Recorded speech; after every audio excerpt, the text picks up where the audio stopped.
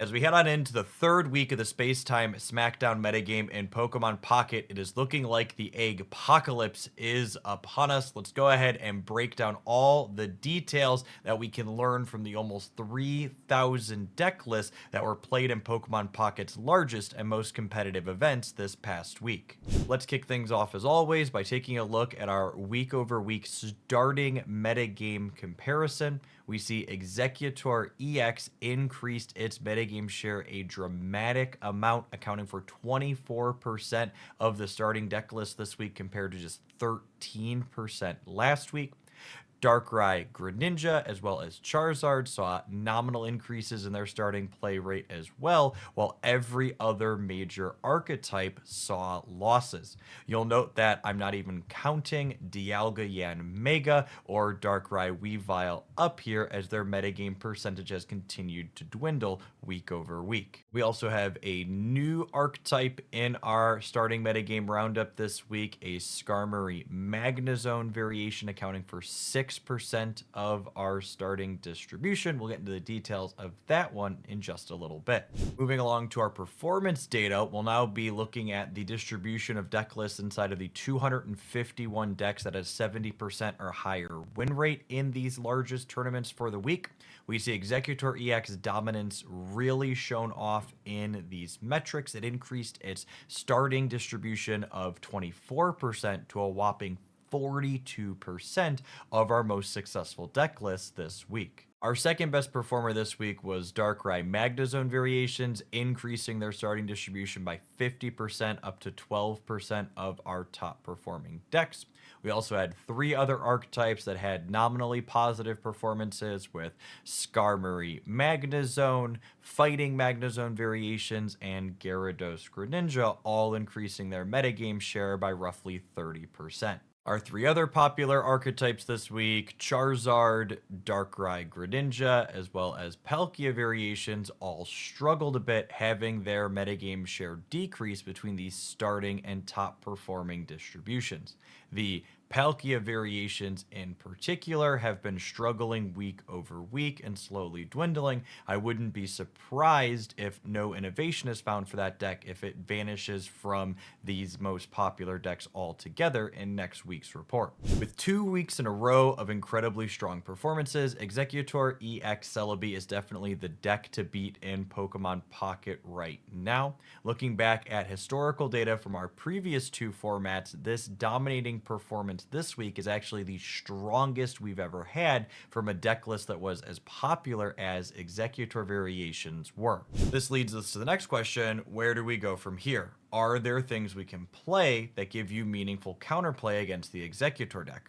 This leads us to our number 2 most popular deck this past weekend, Charizard, which is definitely the deck to play if you're looking to beat Exeggutor.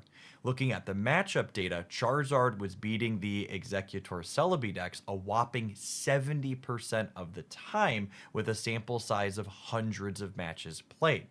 However, you'll note that Charizard overall, despite having a stellar Celebi matchup, actually had a negative performance delta in this week's roundup.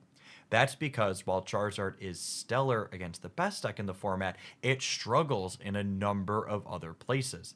In particular, it seems to be exceptionally poor against all of the Magnezone variations running around, whether it's Darkrai, Skarmory, or fighting variations playing Hitmonlee. All of them win against Charizard upwards 70% of the time. Looking at other popular decks in the format past that, Charizard also struggles a bit against the latest iterations of Gyarados Greninja, and it's only roughly even against other things like Darkrai Greninja Control.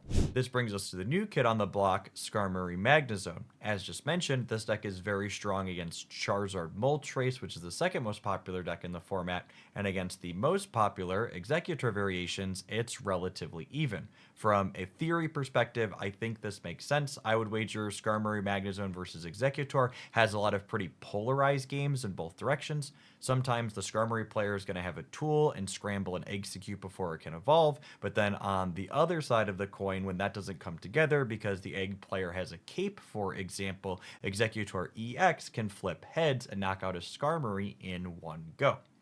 The Skarmory Magnezone variation has relatively even matchups into a number of other popular things, such as Palkia and Gyarados Greninja, but the one place where it really comes up short, meaning that it likely isn't going to dominate the metagame, is that its Darkrai control matchups are really tough. This also makes sense to me from a theory perspective because dealing with things like Druddigon and Kangaskhan, especially when there's giant capes in the mix, is really difficult for Skarmory, which has a relatively low HP pool, especially when those walls are being backed up by chip shots from a Darkrai. Moving along to lesser played things that have reasonable matchups into the Exeggutor variations, Dialga Yanmega is a deck that I'm genuinely surprised has continued to drop in metagame share. Our matchup tables every single week have shown that it has a consistently even matchup into Exeggutor decks, while absolutely slam dunking Charizard, which is the second most popular deck in the format. In fact, I think if you're looking something that's as close to a 50% deck as possible, Yanmega Dialga doesn't have any truly terrible matchups, only struggling a little bit into things like Gyarados Greninja that require specialized tools to attack past their lead. If you're looking to try and dunk the eggs matchup with something fresh, this Magnezone Palkia decklist put up one result last week and a handful again this week and boasts an incredibly strong win rate there, albeit in a smaller sample size so far. Looking at how the matchup could play out from a theory perspective, I think it makes sense that this archetype is favored. I would wager in an ideal circumstance, you lead on a Druddigon, giving you time to build up a Magnezone. Your Magnezone can cleanly blast through an Exeggutor, and then when their Celebi comes up to clear your Magnezone out, your Palkia should be charged up and ready to go to clean it out for 150, even through a copy of Giant Cape. This deck list also gets to play Misty as well, so you're going to get some random free game wins just from flipping a bunch of heads on your powerful EX monster at the start of some of your games. Next up, we had a player in day one of the Ursi Day tournament finish 8-1-1 with this Machamp EX variation, besting Exeggutor opponents all 3 times they ran into them over the course of those 10 matches. From a theory perspective, Machamp EX seems like it could solve the problem that fighting decks always have of getting run down by eggs. Dealing 120 damage in a single attack means that you're knocking out an Exeggutor EX even through a copy of Erica as well as Potion or Cape, and if you add a Rocky Helmet's 20 damage into the mix, you can account for 2 potions as well. I think this is definitely the deck list I'm going to be keeping an eye on next week to see if we can put up any more results. From a theory perspective, it seems really solid. These smaller fighting cards, Hitmonlee, Hitmonchan, and Farfetch tend to be good in a variety of matchups, but Exeggutor was always a sore spot that Machamp could really shore up. I wanted to close out the eggs counter section by giving a shout out to Infernape, which is certainly just hipster Charizard, but it still does a stellar job at cooking up all of the egg trees running around. It's worth acknowledging that this deck list does struggle into a variety of other popular metagame things, though, such as Darkrai Magnezone, Charizard Moltres, and Gyarados Greninja. Moving along from talking about just Exeggutor EX and its counterplay decks, I want to talk about some developments we saw this week from other popular archetypes.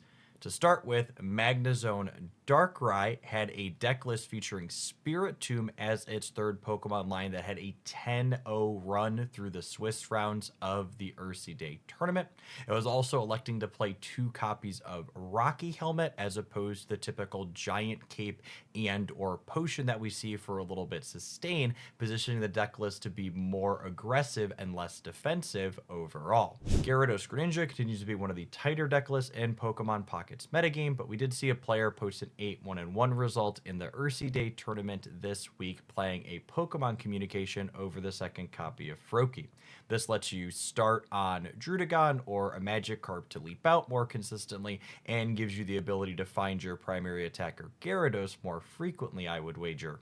If I knew then what I know now, I would probably rank the Exeggutor EX Celebi variations as S tier in my recent tier list roundup. The incredibly dominating performance we're seeing for the second week in a row is impressive, and looking at the matchup data, I don't know that there's any decks that can be a full hard counter to this without giving up percentage points in a lot of other places, such as Charizard does, having a relatively negative performance overall.